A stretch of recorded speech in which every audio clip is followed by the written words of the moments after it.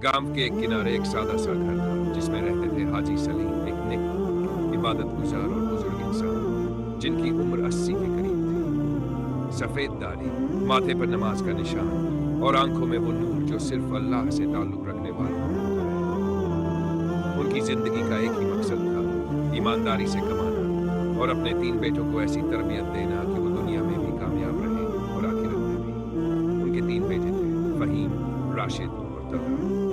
बचपन में तीनों साथ खेतों में खेलते, जानवरों को चारा डालते और अब्बा के पीछे पीछे मस्जिद जाते। हाजी सलीम ने उन्हें हर नमाज के बाद बैठाकर कुरान और हदीस की बातें बताई, दुनिया की फितरत समझाई और अल्लाह के डर को दिल में बसाने की कोशिश की। लेकिन वक्त एक जैसा नहीं रहता। तीनों बड़े हुए, दुनिया की दौड़ में कूद पड़े और हाजी सलीम की बातें धीरे धीरे उनके दिलों से उतरने लगी। फहीम ने शहर जाकर कारोबार शुरू किया, जहां पैसा तो खूब आया, लेकिन साथ में घमंड और खुदपरस्ती भी। राशिद ने कॉलेज की डिग्रियां लेकर एक मल्टीनेशनल कंपनी में नौकरी पा ली, लेकिन अब्बा को पुराना ख्यालात वाला समझ लिया। तलहा गांव में रह गया और खेती को संभाला, लेकिन अब्बा के पुराने उसूलों से बोझ लगने लगे। हाजी सलीम को जब जब बेटों की बेरुखी का सामना करना पड़ा, उनका दिल टूटता रहा, मगर उन्होंने कभी शिकवा नहीं किया। वो बस अल्लाह से दुआ करते रहे कि या रब, मेरे बेटों के दिलों को हिदायत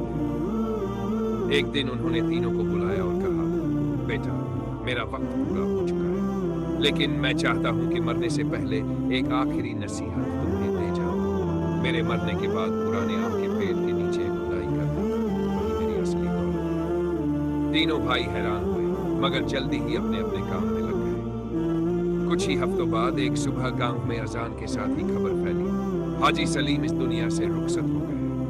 जनाजा हुआ, पूरा गांव ढूंढा, लेकिन तीनों बेटों की आंखों से 2 आंसू नहीं निकले, क्योंकि उनके दिल दुनिया की मसरूफियत में सख्त हो चुके थे। चौथे दिन उन्हें वो वसीयत याद आई, आम के पेड़ की खुदाई। लालच ने जोश भरा और तीनों फावड़े लेकर पहुंचे। सूरज ढलता गया, मिट्टी निकलती रही और आखिर एक लोहे का पुराना संदूक निकला। सबकी आंखें चमक उठी, जैसे खजाना मिल गया। लेकिन जब संदूक खोला तो अंदर सोना चांदी नहीं था, सिर्फ एक कुरान शरीफ, एक जोड़ी पुरानी ऐनक और एक खत। फहीम ने गुस्से में कहा, अब्बा ने मजाक किया। राशिद ने चिढ़कर कहा, यही थी दौलत। लेकिन तलहा ने कांपते हाथों से खत उठाया और पढ़ा, बेटो, अगर तुमने ये संदूक खोल लिया है तो समझो तुम अब भी मेरी राह पर लौट सकते हो। ये कुरान तुम्हारी असली दौलत है।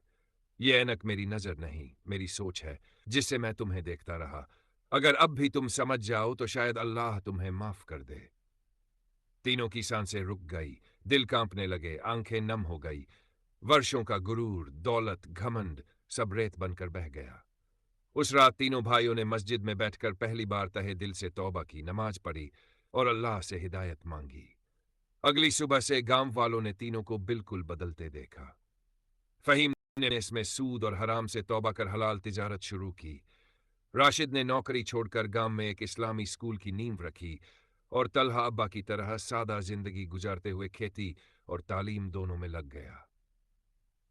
उन्होंने अब्बा के नाम से एक वक्फ बनवाया, जिसमें हर दिन कुरान की तालीम दी जाती और हर गरीब को खाना खिलाया जाता।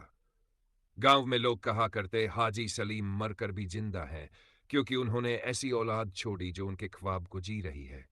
और एक दिन जब फहीम ने अपने बेटे को वो कुरान शरीफ देते हुए कहा, बेटा, इसे पकड़ ले, यही असली खजाना है, तो लगा जैसे हाजी सलीम फिर से बोल उठे हों, जिस घर में कुरान हो वहां रहमतें खुद चल कर आती है।